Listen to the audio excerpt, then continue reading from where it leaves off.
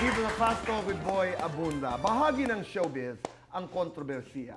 At ngayong taon, ilang celebrities ang nagpaunlak ng exclusive interview sa ating programa para matapang na sagutin ang mga isyong kinakaharap nila. Ang mga revelasyon nila, balikan natin eksklusibo. Mga revelasyon na nagbukas ng sugat. Nagbigay linaw sa matagal ng bulung-bulungan at nagbigay boses para sa pusong dinurog ng intriga. These are the shocking revelations of 2025. January 8 nitong taon, kusang humarap sa NBI si Rufa May Quinto, kaugnay sa pagkakasangkot niya sa investment scam. At dito sa programa, buong tapang niyang nilinaw ang lahat. Hindi ako naghikayat at higit sa lahat, ako rin po ay biktima. Hindi nga ako nabayaran, kinancel nga. Kasi, tsaka last year lang ako, yung mga nag-invest, noong pa wala pa ako sa story. Natigilan din ang lahat sa malaking revelasyon ni AJ Raval. Totoo ba na kayo ni Aljur ay may dalawang mga anak na? Actually, Tito Boy, 5 na po. 5? Yes. Okay. What do you mean? I have 5 kids. First one is my, Ariana. Panganay ko po siya. And then, second one is Aaron. He's an angel now. Wala na po siya. Okay.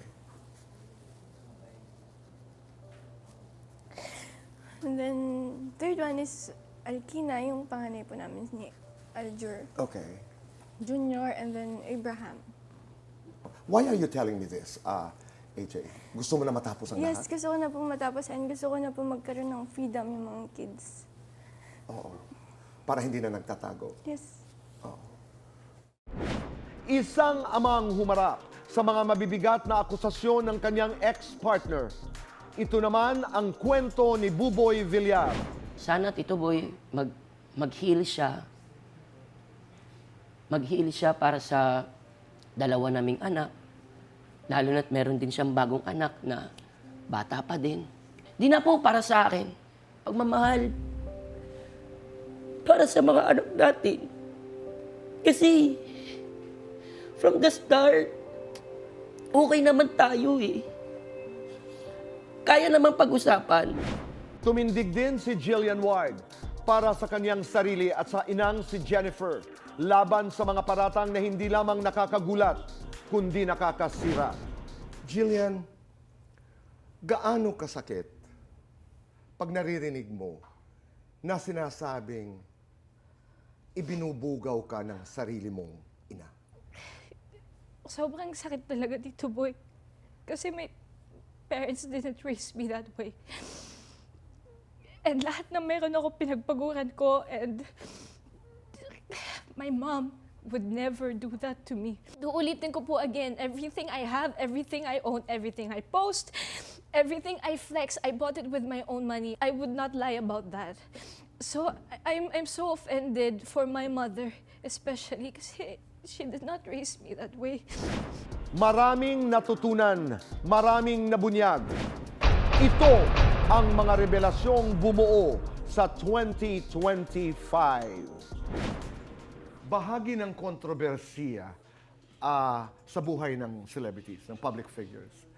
Pero it's not easy. It's never easy. I know you have your honor. Minsan may mga pagkakataon din, di ba, na parang, do I even ask this? Ito, I wanna take a different tack. Kasi may mga tao na maaaring magsasabing, nagtatanong ka lang naman. Hindi. Sometimes the struggle. You know, I was doing that Jillian Ward interview. Ang hirap. Just to say that word. Parati kong sinasabi na sa celebrity business, meron talagang kontrobersiya. That creates an imbalance. Yung hindi ka laging may balance. It creates that imbalance. And your life is always going towards creating that balance again. Tapos pag nagkakaroon ng balance, meron na namang nangyayari niyan. Oo. Ano yan? Attendant yan ng pagiging public or yung pagiging human. Ang pagkakaiba lang kasi you belong to the public sphere. Ang grabe pa ngayon, Charisse, is marami na, no? naglalabasan ng resibo, screenshots, audio recordings ng mga bagay-bagay. So, nagiging public domain Opo. ang mga ito. Tsaka kasali na rin sila talaga. Totoo. Yung mga hindi mo kilala, At itong mga malungkot, nakakarinig. you do not dictate what is public domain. Kasi isinali mo sila sa kwento mo eh. Kahit patikim lang. That's the conflict of celebrity affairs. Whether masaya or malungkot, bahagi yun eh. Di ba? Tsaka, na-share ko kasi to, Tito Boy, nung nakasama po namin si Kylie sa Your Honor. That's right. Oo. Nafe-feel bad siya na before daw, grabe daw yung mga post niya, na may galit. Siyempre, hurt siya, di ba? And si Aljur din, nakita naman natin. Pero sabi ko sa kanya, hindi lang naman yun yung pinost mo. At least nakita naming lahat yung healing mo, where you are now. Yung picture nyo nila Aljur, nanonood kayo ng circus, ganyan. Ang ganda din na pati yun shinare nyo. Kasi makikita na from this to this. At ang maganda sa Diba? kanya, hindi siya nagkulang mag-contribute doon sa katotohanan. At that point, nung sinabi niya na walang kinalaman si AJ Raval sa kanilang paghihiwalay, ang aking pakiramdam, she helped people form their opinions based on truth. Kasi marami ang mga speculations, marami ang mga akusasyon, and Kylie was very fair. Being public is not easy. Being public is not easy. Mahirap. Mahirap, di ba? Kami dito sa Fast Talk, ginagalang namin pag nagsasabing, I don't wanna talk about it, don't ask me this question, or I don't even wanna hear about it. Sobrang paggalang namin sa ganun. Pero ako ang paniniwala ko, when you're a public figure, when you're a celebrity, whether you're a politician or a public servant or a movie star or a singer, naniniwala ako na hindi iniiwasan ang kontrobersiya. It's a question of timing. Parang yung kay Buboy, Tito. Kasi we're very good friends, me and Buboy. Nung time na yon na nagpunto siya dito, ayaw niya talaga. Oo. Ayaw niya talagang magsalita. I mean, hindi dito, kahit saan. Right. He wants to be quiet. Ganun siya eh. Kahit nakita niyo ang loud ni Buboy, madaldal siya.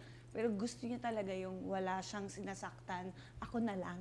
Yung ganun, sige, suntokin niyo na lang ako. Pero sabi ko, boy, kailangan. Kahit isang beses lang. Sabi ko, pili ka, saan mo gusto. Pero isang beses lang. Tapos na yun. Alam mo ba yung sasabihin ako sa'yo? Tungkol kay AJ Raval, ngayon nakikita ko yung mga posts, nakikita yung mga videos. Ako naiiyak ko ako. Ang saya, no? Yeah. Yung liberation, yung freedom that she was talking about, yun. At saka ano daw talaga, sinare sa amin ni Kylie, sobrang close din si Tama. AJ sa kids nila ni Alvin. Sinabi niyan. Oo. Naglalambingan, ganun. So, ipagpatuloy ho natin ang pag-uusap sa mga bagay na mahirap pag-usapan. Dapat. Di ba? Yes. Huwag natin layasan.